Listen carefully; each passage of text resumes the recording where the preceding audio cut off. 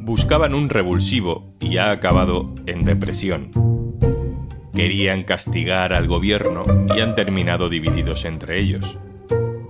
Buscaban un gran candidato independiente de consenso y lo que han provocado es, como mucho, compasión. Soy Juan Luis Sánchez. Hoy en un tema al día, la moción triste.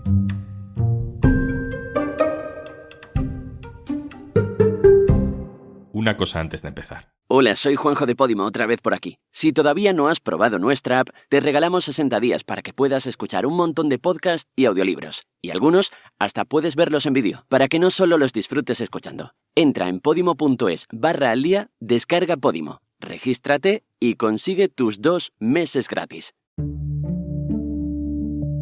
Un hombre de 89 años que no maneja demasiado las claves de actualidad, que todo lo justifica con lecciones de historia, que no tiene partido, aunque ha pasado por varios, que dijo ser comunista y ahora tiene el apoyo, aunque tampoco muy apasionado, de la ultraderecha. Un hombre así se presentó ayer en el Congreso para tumbar a la izquierda en una moción de censura. En una guerra civil no es solamente un lado bueno y otro malo. En la nuestra se cometieron atrocidades en los dos bandos, tratando de limitarlas ahora prácticamente a uno de ellos. Ramón Tamames leyó su largo discurso, que ya conocíamos porque lo adelantó el diario.es, plagado de frases que avergonzarían a su yo del pasado. Estaba escoltado por Santiago Abascal, que tampoco tenía cara de que fuera un gran día para él. Su plan para un golpe perfecto hace semanas que está claro que no sería un éxito. Ha venido Estados Unidos a traernos la guerra de Ucrania, y tendrá que venir China a salvarnos de la guerra de Ucrania. Esperábamos un esperpento y la verdad es que ha sido más bien algo triste. A mí me ha dado pudor verlo, la verdad. Hubo un momento en el que Pedro Sánchez contestaba a Tamames desde la tribuna y Tamames empezó a replicarle desde su escaño, abriendo su micrófono fuera de tiempo. Todo el mundo estaba muy desconcertado. Perdón un momento, señor presidente. Sí, señor Tamames. Es que usted venga con un tocho de 20 folios. Señor Tamames. Viendo no lo puede que usted. vemos hoy en el Congreso es para preguntarse cómo hemos llegado a esto. ¿Qué buscaba Vox? ¿Cómo nace? ¿Y cómo se tuerce esta moción de censura? Pues estábamos en otoño, el gobierno acababa de aprobar la eliminación del delito de sedición y Santiago Abascal se animaba con la idea. Y si hay un candidato de consenso y se acuerda presentar una moción de censura para convocar elecciones inmediatamente, nuestro apoyo estará garantizado. Feijóo no quiso participar de algo que sabía por puros números que no iba a ninguna parte. Vox comienza a buscar candidatos independientes, salen algunos nombres en las quinielas. Rosa Díez, Joaquín Leguina, Nicolás Redondo Terreros. Vox busca gente que alguna vez tuviera algo que ver con el PSOE y que ahora fueran antisanchistas. También sonaron otros viejos conocidos de la derecha dura española como Alejo Vidal Cuadras, o Marcos de Quinto, exdiputado de Ciudadanos, o la ex portavoz del PP en el Congreso, Cayetana Álvarez de Toledo. Pero nada de eso sale, nadie se quiere prestar al circo de Vox. Y el elegido acaba siendo Ramón Tamames. La colonia europea en el siglo XXI que es Gibraltar. Marcos Piñeiro, jefe de política del diario.es, hola. Hola, ¿qué tal, Juanlu?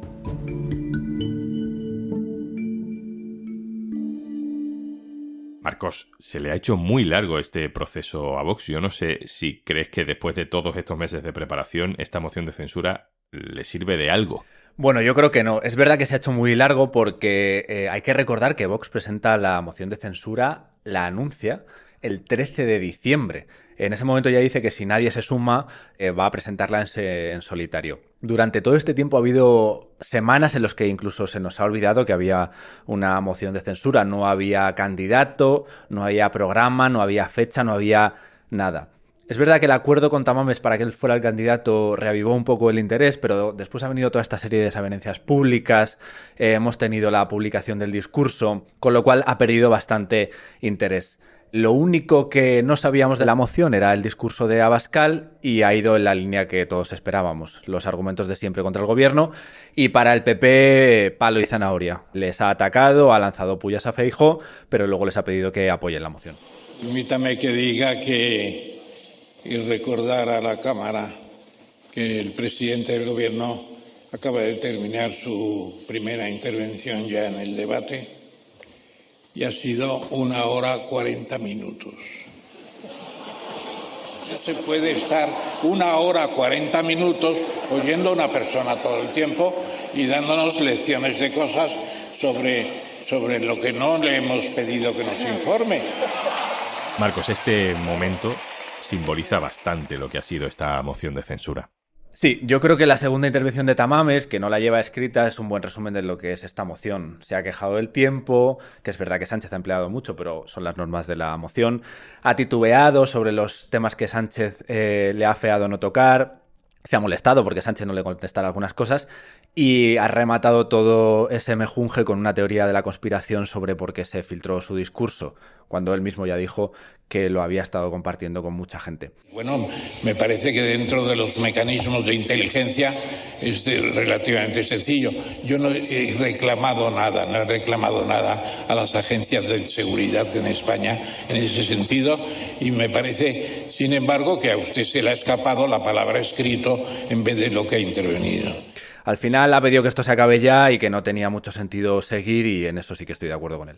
¿Por qué eligen a Tamames para esto? Desde su punto de vista, desde el punto de vista de Vox, ¿cuál es la estrategia Tamames? Bueno, sabemos que hubo muchos candidatos que le dijeron que no. Todos ellos sabían que la moción no tenía ningún sentido. Es la segunda de Vox. También sabían que se iba a perder, con lo cual no era un papel fácil. Al final hay que presentarse a una moción que se sabe fracasada de antemano. Cada vez pasaba más tiempo para la presentación de la moción, con lo cual iba perdiendo interés de los propios candidatos que pudieran surgir. Tamames al final no era un mal candidato para Vox, fue comunista, es una figura de la transición a la que es difícil que el resto de los partidos se disponga a atacar durante la tribuna y desde luego les daba un plus de credibilidad al no formar parte de su partido y al haber tenido transcripción ideológica en el pasado. Ramón Tamames tampoco es todo lo que Vox necesitaría. Durante estos meses varias veces ha dicho cosas que no gustan en Vox. Por ejemplo, España es una nación de naciones, o que le tiene aprecio a Pedro Sánchez. La extrema derecha le trata como un criminal, así que hablar bien de Pedro Sánchez, aunque sea en términos relativos, no cae bien en la bancada de Vox. También difiere en que este gobierno sea el peor en 80 años. Es decir, peor que el gobierno franquista, que es lo que defiende Vox. Él decía, la política es exageración. Yo no estoy seguro de que sea el peor de los gobiernos de los últimos 80 años, pero es uno de los peores. Desde el punto de vista meramente práctico, en Vox también ha habido dudas durante estos meses, como hemos tenido todos, de si Tamames era capaz de sostener un debate en el Congreso, porque dejaba ver algunas lagunas en el manejo de la actualidad. El AVE es un gran proyecto de Felipe González y Alfonso, su vicepresidente. La pena es que en el sector ferroviario haya sucedido lo que pasó con los trenes de Asturias y de Cantabria. Marcos, ¿cómo han vivido en Vox que su candidato tuviera estos deslices ideológicos y factuales? Sí, yo creo que de hecho la insistencia de Vox en que Tamames no es de Vox revela cierta incomodidad. De hecho fue lo primero que dijo Abascal el otro día cuando se sentó en la rueda de prensa junto a Tamames, felicitó a los periodistas por haber descubierto que Tamames no era de Vox. Además, es inevitable, llevan semanas viendo cómo en entrevistas y artículos multitud de medios insisten en diferencias ideológicas que no son menores. Está el tema del cambio climático, que lo ha mencionado de hecho Tamames durante su discurso y en el que ha dejado clara su distancia con Vox. Hay temas sobre Cataluña y hay incluso la consideración que tiene Tamames sobre el propio Sánchez. Lo dijo ya en una entrevista y hoy ha alabado su tono y su conocimiento. Yo creo que todo esto sí que ha ido finalmente incomodando bastante a Vox con su candidato. Ahora te pregunto alguna cosa más, Marcos, pero quiero llegar ya a ese episodio que termina de desbaratar las expectativas sobre esta moción de censura. La semana pasada el diario.es, nuestra compañera Carmen Moraga, desveló el discurso que iba a dar Tamames en el Congreso. Cuando lo publicamos, Tamames estaba en la radio. Este es el momento en el que se entera. No hay el que diario no es Federico, es el diario, es... ¿El diario es quién es? Diario.es, sí, los podemitas, sí. ¿Son Federico? No, Federico es punto diario. Ah. Esto es diario.es. ¿Cuántas páginas? 31. Joder. enterito, ¿no? La versión de hoy. La versión de hoy. No es que Vox no haya conseguido los apoyos suficientes para aprobar la moción de censura, es que la ultraderecha ha llegado aquí más dividida de lo que estaba. Este es Jiménez Los Santos hablando de Vox y del esperpento de Tamames. Os ha chuleado. Con 90 años os ha chuleado por catetos y por arrogantes. La verdad es que, con todo esto, a Pedro Sánchez, en esta moción de censura, se lo han puesto fácil.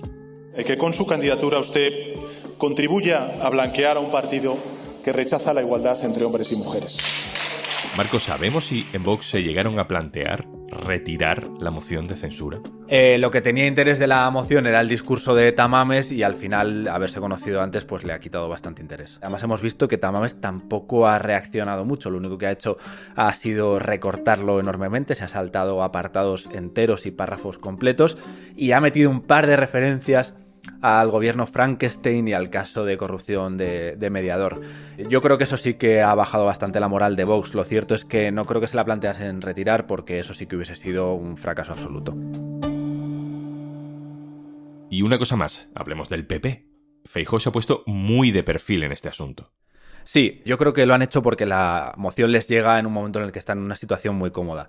Primero porque van muy bien en las encuestas, todas salvo el CIS dicen que si se celebraran ahora elecciones ganarían, con lo cual les llega con bastante ventaja respecto al PSOE y respecto al propio Vox. Y segundo porque tienen una argumentación bastante clara en este sentido. A 2 meses de las municipales y autonómicas y a 9 de las generales tiene poco sentido plantearle al gobierno una moción de censura. La hoja de ruta del PP es clara, asestar un golpe duro en las municipales y autonómicas al gobierno y finalmente acudir a las generales para ganar, con lo cual mancharse en una moción no tiene sentido. Además, Feijóo tiene también un papel muy claro. No puede atacar tan duramente como lo hizo Casado a Abascal, porque dentro de nada seguramente va a tener que buscar acuerdos con ese partido, pero tampoco se va a manchar subiendo a una tribuna y utilizando un tono débil o atacando poco a Abascal. Con lo cual ha hecho lo que se esperaba de él. Se ha escondido durante estos días, no se ha programado apenas actos con intervenciones públicas y ha decidido dejar a Abascal que se cueza solo en el Congreso. Se me está haciendo largo este capítulo. Vamos terminando. Voy terminando porque sé que están ustedes, lógicamente, un tanto cansados porque no es esta la primera intervención de esta mañana. He escuchado con mucha atención al presidente y he escuchado con mucha atención al señor Abascal y la verdad es que todos tenemos probablemente algo de cansancio. Marcos Piñeiro, compañero del diario.es, muchas gracias. A vosotros, muchas gracias.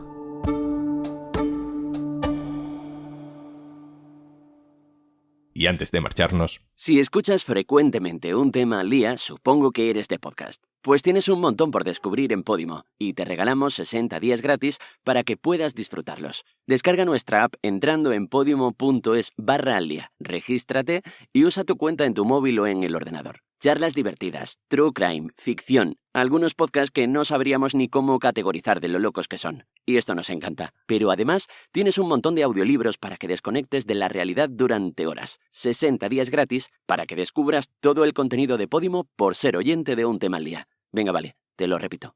Última vez, prometido. Podimo.es/aldía. Esto es Un Tema al Día, el podcast del diario.es. Si te gusta lo que hacemos, necesitamos tu apoyo. Hazte socio, hazte socia en el diario.es/socio. Este podcast lo producen Carmen Ibáñez, Marcos García Santonja e Izaskun Pérez. El montaje es de Pedro Nogales. Yo soy Juan Luis Sánchez. Mañana, otro tema.